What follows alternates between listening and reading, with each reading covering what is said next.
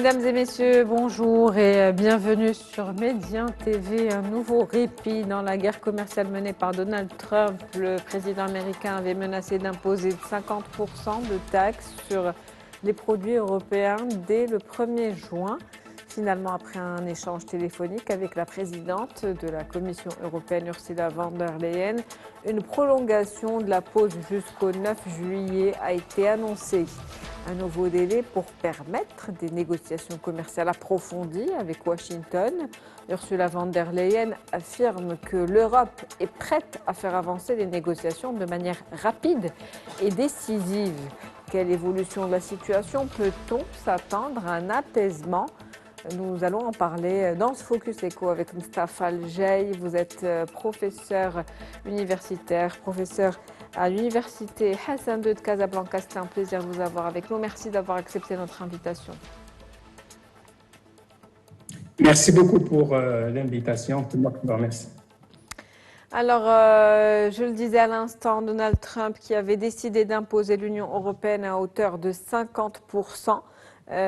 Pour l'instant, en tout cas, c'est en pause jusqu'au 9 juillet, tout du moins. Qu'est-ce qui peut expliquer la situation aujourd'hui? Est-ce qu'on est en train d'aller vers l'apaisement, peut-être, des tensions? Alors, comme vous savez, donc, le président Trump utilise un peu l'arme des droits de douane pour secouer un petit peu les grands blocs économiques. Et on se rappelle ce qu'il avait fait avec la Chine, le Canada, le Mexique. Et souvent, il revient sur ses décisions parce que le premier, je dirais, impacté par ces hausses de droits de douane, c'est des hausses exponentielles de 50%, c'est d'abord le citoyen américain en premier lieu, parce qu'il va renchérir le coût des importations. Et comme vous l'avez dit, donc vendredi, le président Trump a menacé d'augmenter de 50% les droits de douane donc des importations européennes. Et dimanche, suite à l'entretien qu'il a eu avec la présidente de l'Union européenne, von der Leyen, donc il s'est un petit peu apaisé et il a un petit peu mis une pause jusqu'au 9 juillet pour laisser le temps, si vous voulez, aux deux groupes de négocier éventuellement un accord de libre-échange entre les deux blocs.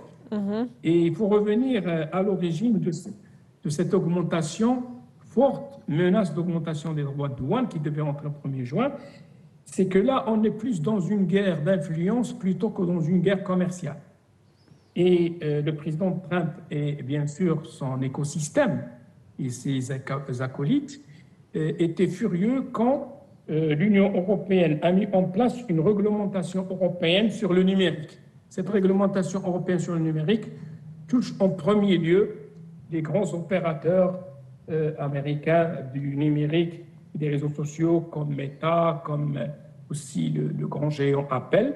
Et il ne faut pas oublier que le mois dernier, exactement en avril, il y a eu les premières sanctions sur ce qu'on appelle le DMA, le Digital Market Act, qui était aux alentours, je pense, de 500 millions d'euros pour Apple, pour l'utilisation des données personnelles de ses clients, et 200 millions pour Meta. Donc ce sont cette réglementation qui a fait réagir le président Trump d'une manière un peu violente, sachant que les premiers soutiens du président Trump, même dans ces élections et maintenant, ce sont les grands géants, ce qu'on appelle les GAFA, donc les grands géants donc, du numérique. Et suite à cette réaction, il a décidé d'être offensif. Et on connaît un petit peu sa stratégie pour réagir d'une manière violente et menacer d'augmenter ses droits de douane à 50%. Il faut dire, Monsieur Jay, il faut dire que Donald Trump s'en est toujours pris, depuis son retour en tout cas à la Maison-Blanche, à l'Europe, disant que les relations commerciales avec l'Europe sont pires qu'avec la Chine. Il remet en question l'équilibre de la balance des échanges commerciaux entre l'Union européenne et les États-Unis. On parle, selon en tout cas les chiffres de l'administration américaine, des produits européens qui sont importés à hauteur de 606 milliards de dollars. L'Europe qui importerait, elle, 370 milliards à son tour, donc ce qui ferait à peu près un déficit, selon Donald Trump, de 300 milliards pour les États-Unis. Donc c'est ce qui pourrait expliquer peut-être aussi cette réaction un petit peu, on va dire, agressive. Tout à fait. Donc, comme vous l'avez dit, la balance commerciale entre les États-Unis et l'Union européenne et les déficitaires pour les États-Unis, elle est en faveur du bloc européen. Et c'est pratiquement du simple au double. Et c'est pour cela que le président Trump réagit en disant que l'Europe a profité un petit peu, je dirais, de l'économie américaine, du citoyen américain, pour l'inonder de ses produits. Mais quand on rentre dans le détail de ces produits importés des États-Unis, c'est-à-dire de l'eau vers les États-Unis, il y a de tout. On trouve du gaz, on trouve des moteurs, on trouve des produits qui sont, les véhicules, des produits qui ne sont pas fabriqués aux États-Unis, ou bien dont la fabrication aux États-Unis ne répond pas, si vous voulez, aux besoins du citoyen américain. On prend l'industrie automobile. Vous savez que les voitures européennes sont très prisées, notamment les voitures allemandes aux États-Unis sont les plus chères. Et donc, c'est plus une problématique de compétitivité, si vous voulez, que je dirais de préférence. Et c'est pour cela que le président américain, à chaque fois, il est déficitaire vis-à-vis de la Chine, il est déficitaire vis-à-vis de l'Union européenne. Et c'est pour cela qu'il réagit. Ce n'est pas en réagissant d'une manière violente qu'on va inverser la tendance. Comme je vous l'ai dit au début, comme le disent beaucoup d'économistes, ça va plus pénaliser le citoyen américain. C'est pour cela que sa technique, vous voyez, vendredi, il décide d'augmenter et dimanche, il change d'avis. C'est juste des menaces pour dire je suis prêt à aller au combat. D'ailleurs, on voit beaucoup de commentaires. Il est critiqué par cette politique agressive qui se vend. C'est plus une menace qu'une réalité parce que le grand perdant, d'abord, c'est le citoyen américain parce qu'on aura une inflation importée. On aura également toutes les règles de l'OMC sont bafouées et le commerce mondial va être perturbé.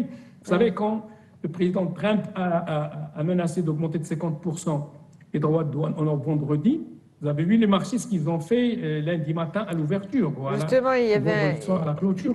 C'est ça, les marchés financiers européens étaient également en chute, déjà vendredi.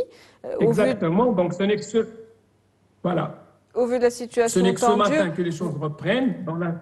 Vous l'avez dit, Monsieur Lejeune, on est plus dans une guerre d'influence aujourd'hui, plus dans une guerre d'influence qu'une guerre commerciale, en tout cas selon c'est pour ça que je vous dis, moi, c'est plus, voilà, c'est plus une guerre d'influence qu'une guerre commerciale. Donc, les droits de douane, ce n'est qu'un moyen pour avoir une hégémonie, et c'est pour ça que cette perturbation ou ces décisions hâtives perturbent un petit peu, si vous voulez, le commerce mondial.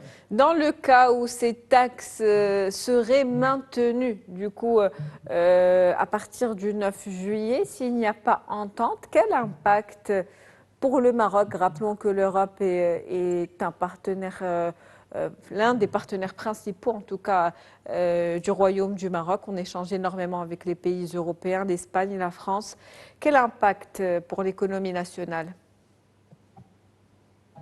Alors, vous savez que moi, je pense, et mon point de vue, je dirais que c'est aussi une opportunité pour le Maroc, parce que si le 9 juillet, ce qui m'étonne très fort, je pense qu'ils vont trouver un accord, parce que les négociations commerciales entre l'Europe et les États-Unis ont été bien entamées et finiront par trouver un terrain d'entente. On a déjà senti dans la discussion entre les deux parties. Et je dirais que le Maroc peut en bénéficier, saisir cette opportunité pour inciter les groupes européens à venir un petit peu profiter de l'élan marocain en matière d'investissement, en matière d'IDE. On a vu ce qui a été fait la semaine dernière grâce, je dirais, aux orientations et au soutien effectif de Sa Majesté. Pour la première fois, on a des IDE de 14 milliards de dollars, 140 milliards, c'est énorme. Et on voit également, si vous voulez, que ces groupes peuvent venir investir au Maroc et exporter aux États-Unis et bénéficier des droits de douane de 10%, vu que nous avons des rapports privilégiés avec les États-Unis, au lieu de subir les 50% dans leur territoire européen.